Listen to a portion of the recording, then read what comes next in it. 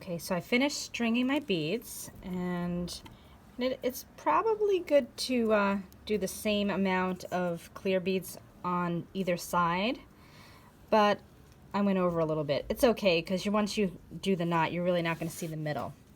So my original wrist length was about to here, but I said give yourself a little bit extra room. So you'll see I gave myself 3/4 of an inch to an inch, and that's about how long the beads are. I can also test it by doing a little knot here. It's, especially if you're working with someone else, it's easier. If you just make an overhand knot and just like that and hold it, and just try the bracelet on and see if it feels about right to you. So that looks good. So when you're knotting it, I'll untie this here again. When you're knotting it, you want to do an overhand knot.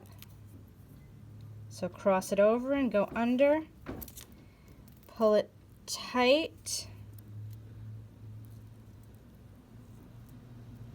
Now you don't want to over pull it because you don't want the beads to cross over like that.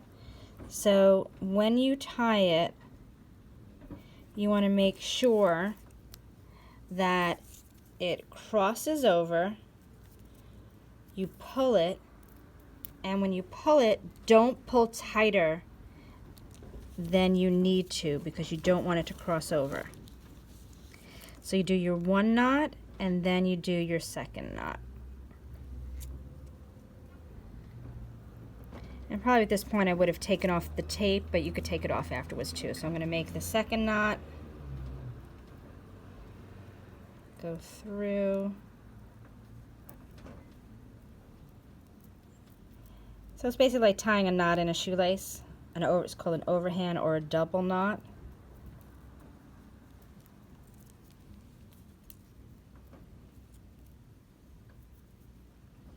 And see my knot here?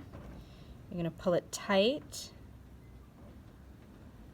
And then if you have some either crazy glue or nail polish, I would take that. Maybe someone could help you. And if someone's holding the knot and the other person's just putting a little dab of glue, so you're not getting it on the beads, that would be the best thing.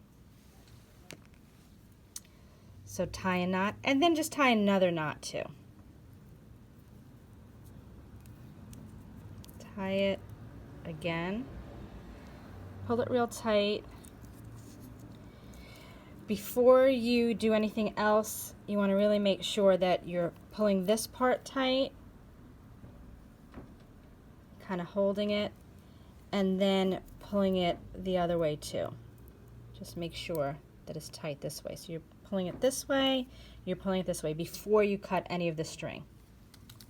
So there's your bracelet. And try it on one more time before you cut anything off. That looks good, because you could still untie the knot if you needed to before you put the glue on. But that looks good, and now all you do is snip it really close, right there, and your bracelet's done. And that's a really good gift to give somebody.